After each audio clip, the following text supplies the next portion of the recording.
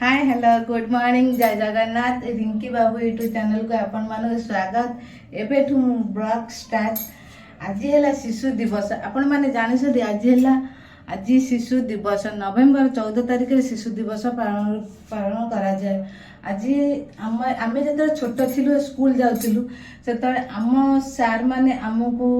भल बुद्धि भल शिक्षा आमको जनाऊले कहते यही कम कले या हम ए काम करनी भल बुद्धि और भल शिक्षा भी आमको दौले से आम गुरुजी या गुरुमा मानक आमको बहुत सम्मान दियो।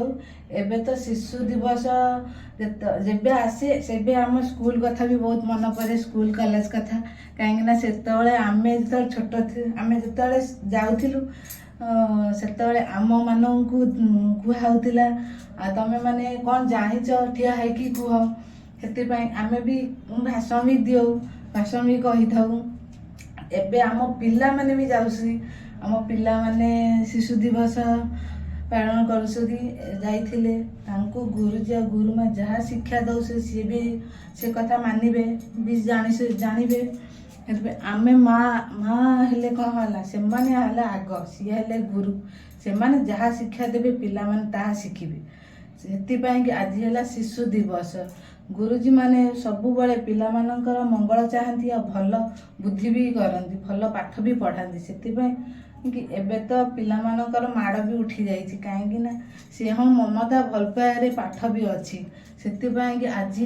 स्वाधीनता भारत में प्रथम प्रधानमंत्री पंडित जवाहरलाल नेहरू थे शिशु मानक एत भल पाउथिले जे से दिन को नवेम्बर 14 तारिख दिन से दिन ठारू शिशु दिवस रूपे पालन करा जाए।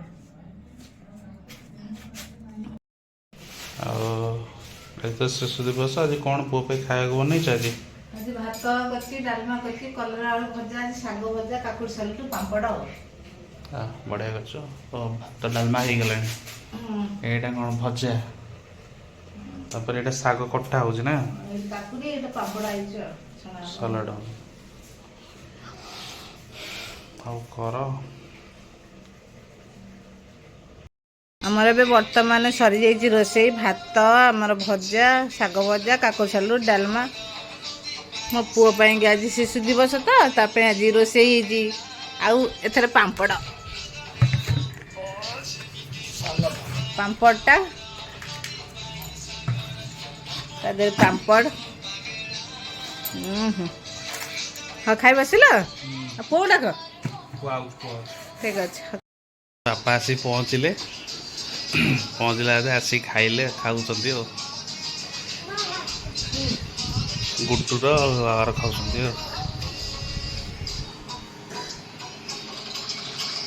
भल लगुच बापा झुओ मो झुओ से खाऊ मो झुओ खाऊ ठीक सांग टका बही झुओ bye bye करदेलु bye bye करदेलु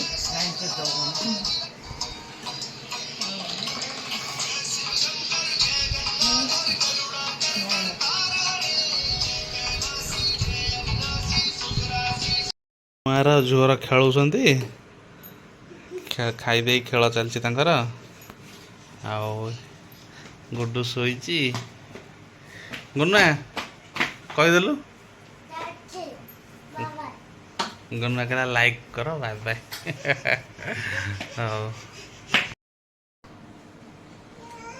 hello guys आज नवेम्बर 14 तारिख पिला कटक आसती कटक बर्तमान पिला साथ खाଇବା पीवा सरीगला किसी समय पर बस 5टा बेलू अच्छी पुणी घर को फेरी जी भिडियोटी जदि आपण मानक भल लगुच आपण मैंने लाइक करूँ सब्सक्राइब करूँ कमेंट दिंतु जय जगन्नाथ भिडियोटी एंड कर।